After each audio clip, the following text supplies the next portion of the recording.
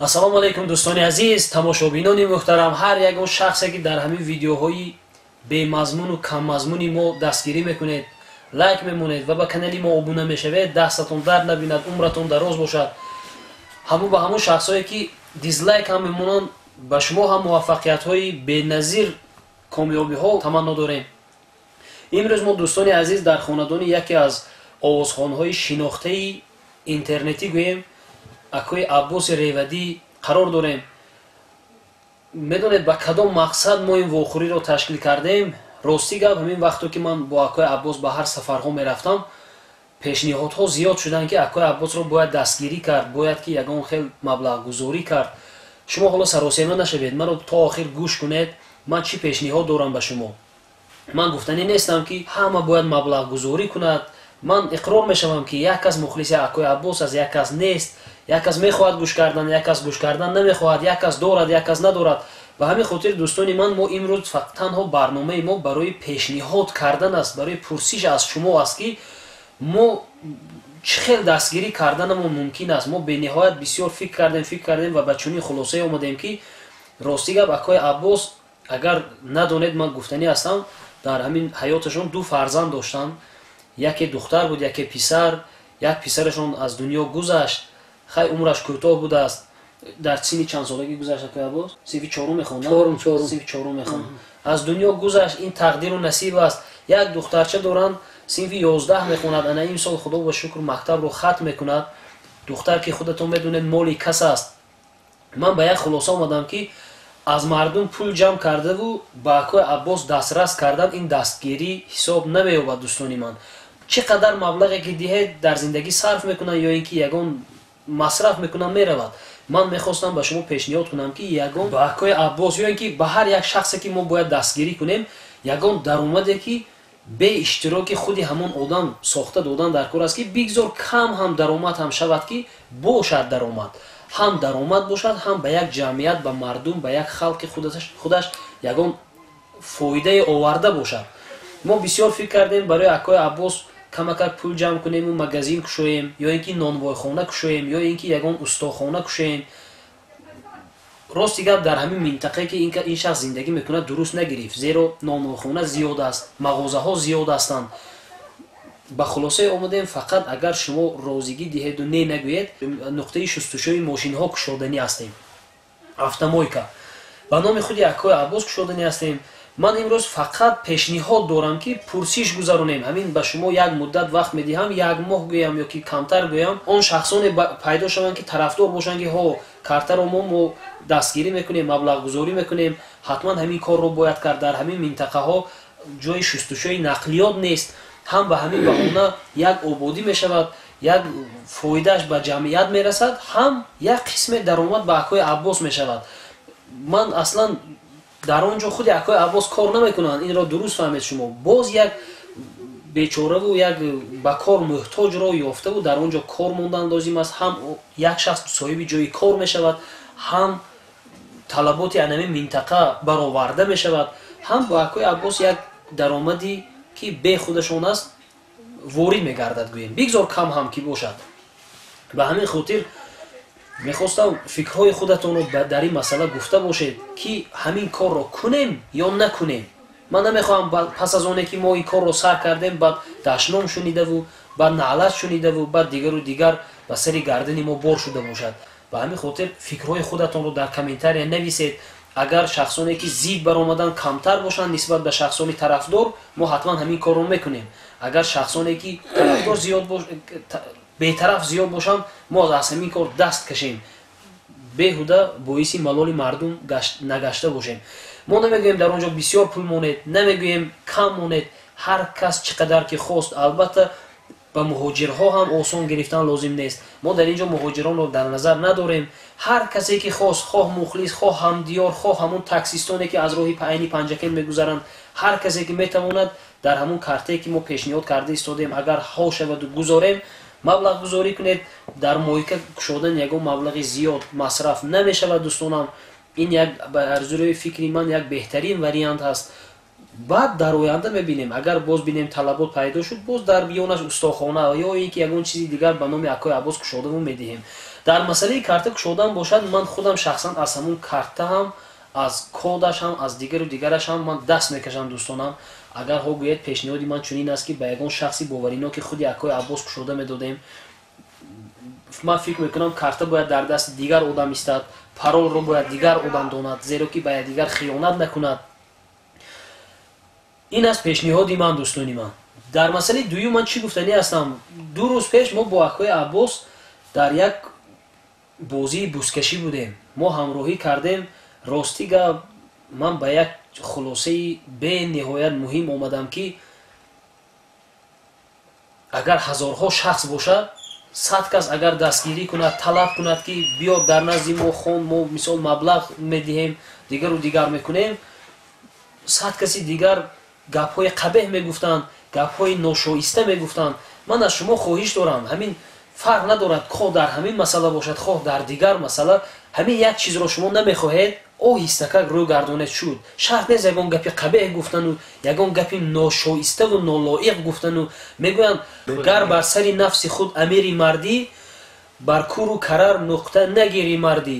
Мардӣ набувад фитодаро пой задан, гар дасти фитодае бигири мардӣ. Ман ҳамун шахсонро ҳам мард мешуморам ки на дасти як бечораву камбағалро гирану, на ба ҷаб тела кунанд. Шарт нест вақте ки шумо як хубӣ кардан наметавонед, шарт нест вақте ки шумо як дасти кӯмак дароз кардан наметавонед, як гапи қабеҳ гуфтаву ба дили як кас дили касро ранҷонда бошед. Ҳамин хел буд Акои Аббос, ҳамин дирӯз будем, шахсоне буданд ки гапони қабеҳ гуфтанд, як суханоне гуфтанд ки ба дили Акои Аббос он тараф истад, ба дили ман сахт расид. Бовар кунед ана. Ҳамин корҳоро кардан лозим нест. Ҳар кас намехоҳад дастгирӣ кунад, ҳар кас намехоҳад ки як ҳамроҳӣ кунад, як сухани нек гуфта бошад. Илтимос аз шумо ки сухани бад гуфтан шарт нест. Ман танҳо ин чизҳоро дар чӣ ба чӣ хотир гуфта истодам? Акои Аббос то ба кай дар сари роҳ рубоб навохтаву сурудхонӣ мекунанд. Оҳиста оҳиста Акои Аббосро аз қадди роҳ ба саҳна роҳнамуд кардан лозим аст.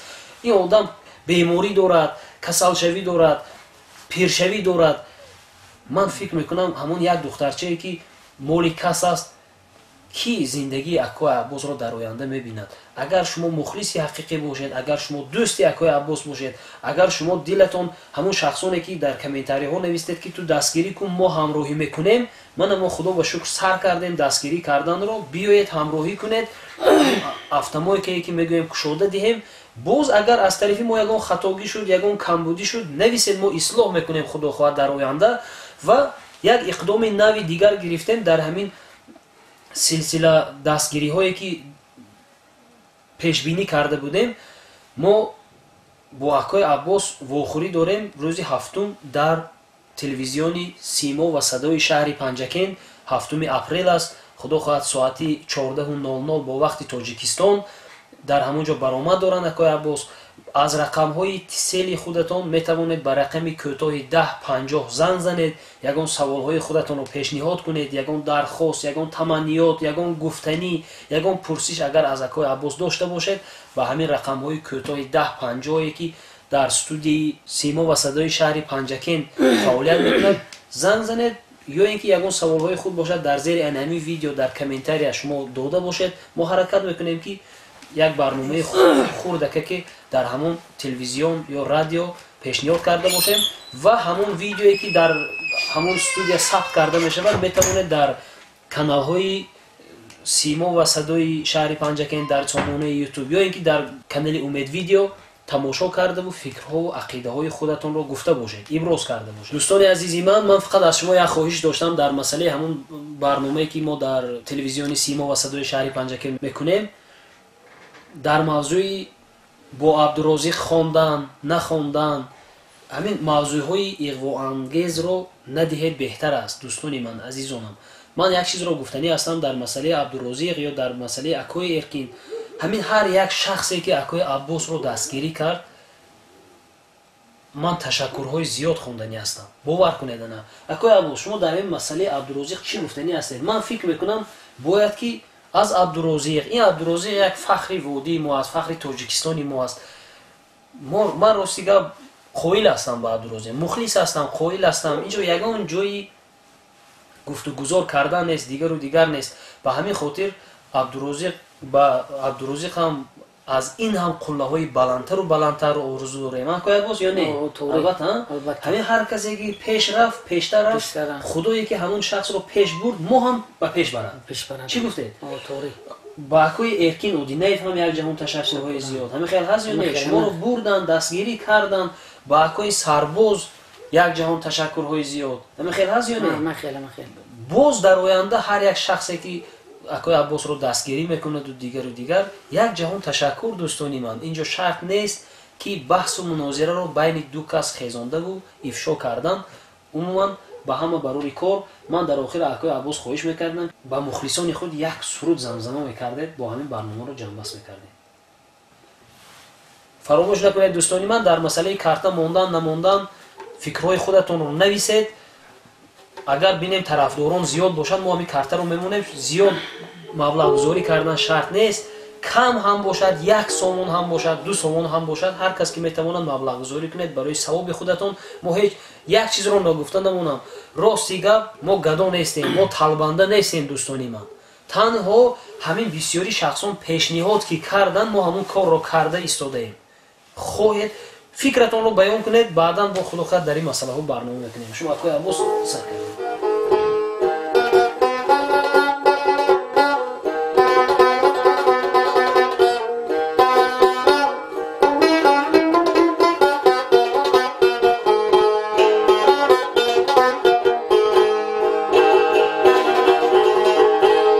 التجا دارم زی تو دنیای فانی گوش کن، رزقی مر را رسان و ای بشار و پوش کن.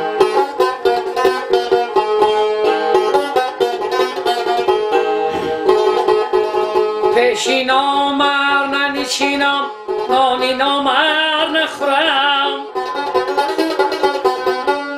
دوست بخوار دشمن بزار نامر به محتاجم مکن.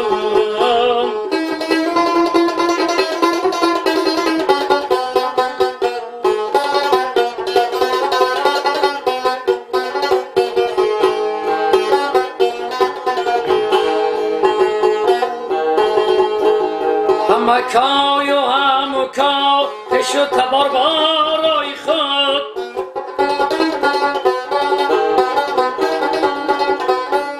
همکای و همکا پیش و تبار بارای خود. ای خدایا ای اکا را به اقام تاج مکن. ای خدایا ای اکا را به اقام تاج مکن.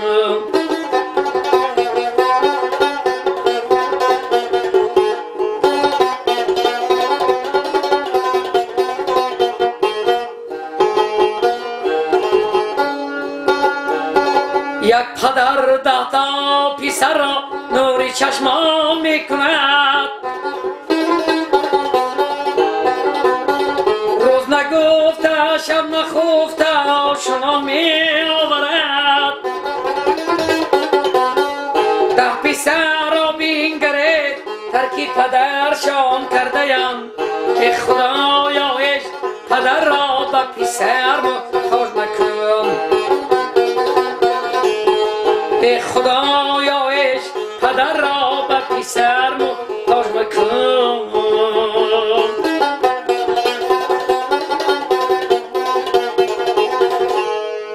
ای سلامت باشید اکوی عباس، کم نشوید، کم نشوید، سلامت باشید، کم نشوید.